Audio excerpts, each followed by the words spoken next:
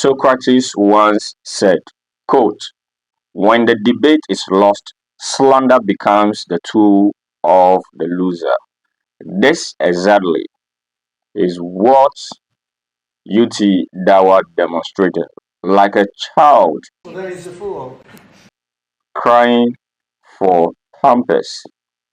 What do I mean? In the heat of the debate titled Islam and Common Sense, it is clear that Avraham Ben Moshe was speaking for the motion that Islam and common sense cannot work together,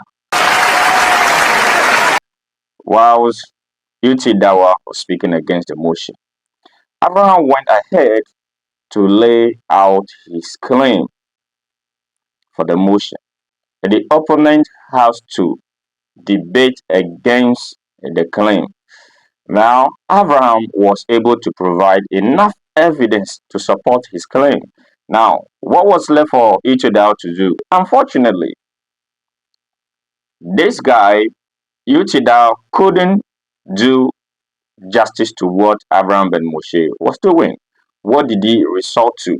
Let's write. See, when ignorance and arrogance mix, people become foolish without knowing they are fools.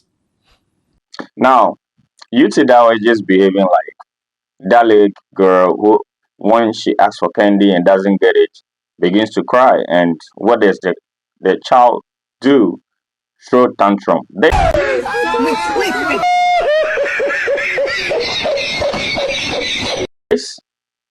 in my, what a shameless guy. In a debate, your opponent raises a claim which he has supported with evidence, enough evidence, using your own book. What are you supposed to do? Challenge him. Bring enough evidence from your side. You also have to do your best to challenge him, providing counter evidence against what your opponent is saying. But this guy has just resorted to insult. But I'll tell you why he's doing that. They talk without reasoning because of gross ignorance and arrogance.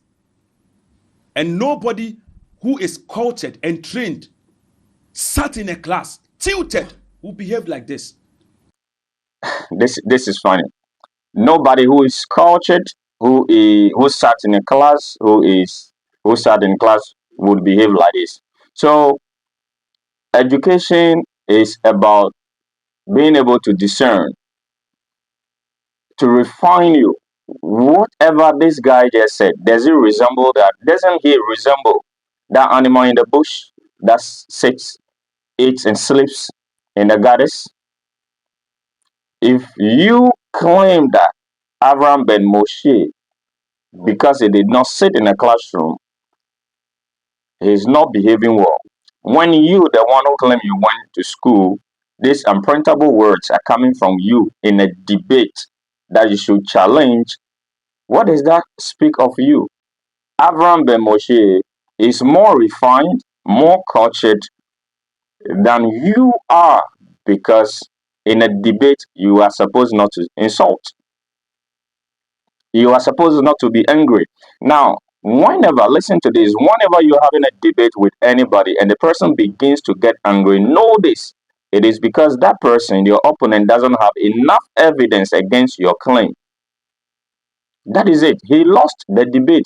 The two debates they have done so far, he lost them. If I were in his position, it would be easier for me to counter Avraham Ben Moshe's point without resorting to insult, behaving like an animal.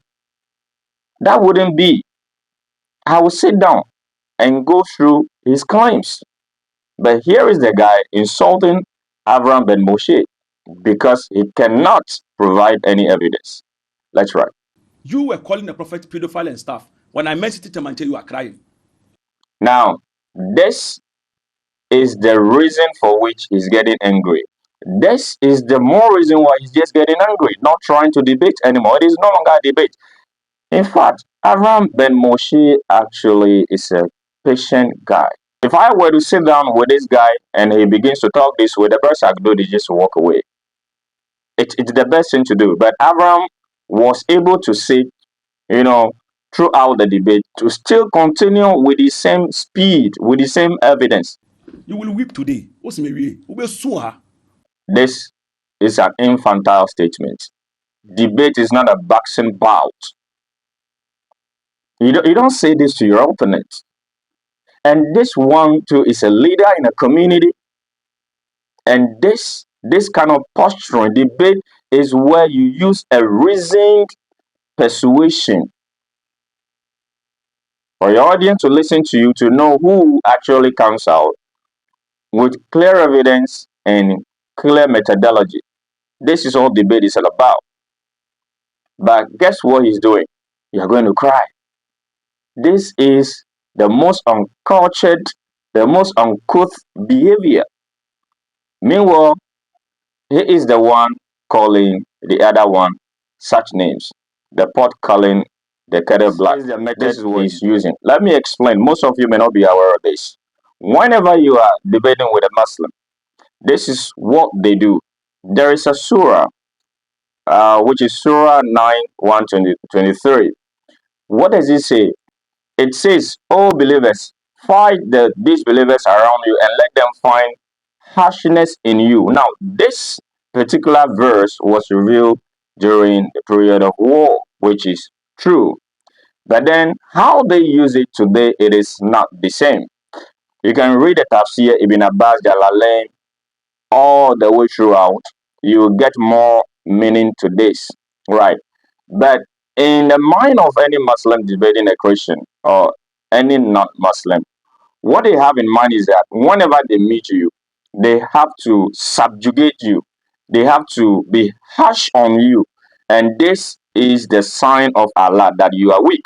That is what he is doing. And this is what a lot of non-Muslims don't know.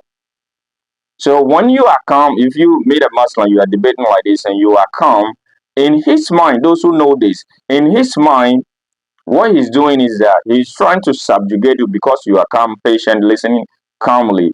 He is thinking by the will of Allah, by the power of Allah, he's subjugating you, he's humiliating you. That is what he is doing. Firstly, he made mention of the hadith which says, when a fly falls on your food, dip it inside. This is scientific. I said, when ignorance attach foolishness. Said for the wings to come out. No. You dip it inside. Yes, the wings will come out. Scientists do agree that a fly has two wings, and the other wing is has what you call bacteriophages. Okay. Which kills the bacteria which it has infected in your food. This is scientifically. I said, wait to me and you need to sit in a classroom. Mr. Madison, what you just said is one of the most insanely idiotic things I have ever heard. At no point in your rambling, incoherent response were you even close to anything that could be considered a rational thought. Everyone in this room is now dumber for having listened to it. Abraham was not on ChatGPT trying to get answers. What he doesn't know is that ChatGPT doesn't give you all the right answers. Now he's just on ChatGPT, Googling. Now the question is, look at this is where common sense Abraham is talking about works. Imagine you eating and cockroach runs over your food. Would you catch that cockroach and dip it back into the food? Because that is what the Quran says. This is a guy insulting Abraham that is foolish. What is common sense? Good judgment. Good judgment. You don't need to sit in a classroom to be able to have this good judgment. Accept it. You not accepting it. Who made your sense the criteria of criteria to judge intelligence anyway? Okay. Who made your sense the criteria to judge intelligence? School dropout, SS dropout. Is that one intelligence to judge? Are you intelligent enough to judge?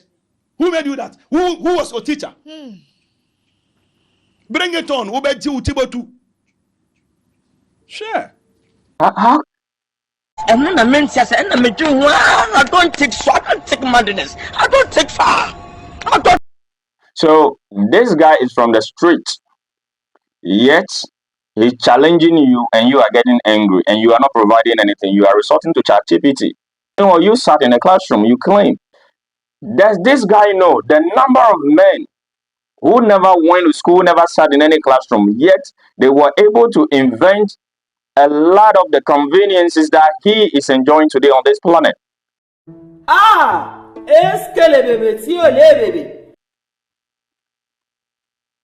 No, education to some Ghanaians, okay, so this is what I must say. He went to school, but he never received any education. UTI Dawah is a being that went to school, but never ever received any education. Jay, that is God, oh God, oh God, oh God, oh God. None.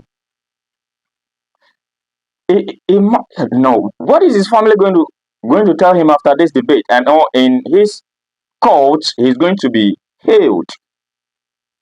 He's going to be healed. It is a cerebral exercise. It is a cerebral exercise anybody can engage in. I have seen debates upon debates. This guy is no match for AVRAHAM Ben Moshe. What I mean is, AVRAHAM Ben Moshe is completely unmatched. Now this guy is challenging you. You are crying like a little girl. And this is the one calling somebody uncultured. Ladies and gentlemen, thank you for watching this video. If you think you have something to say, put that in the comment section. Also, subscribe to my YouTube channel, The Religious Skeptic. And don't forget to give the video a thumbs up. Also, hit the notification button so that anytime I drop anything new, you suddenly be the first to know. See ya.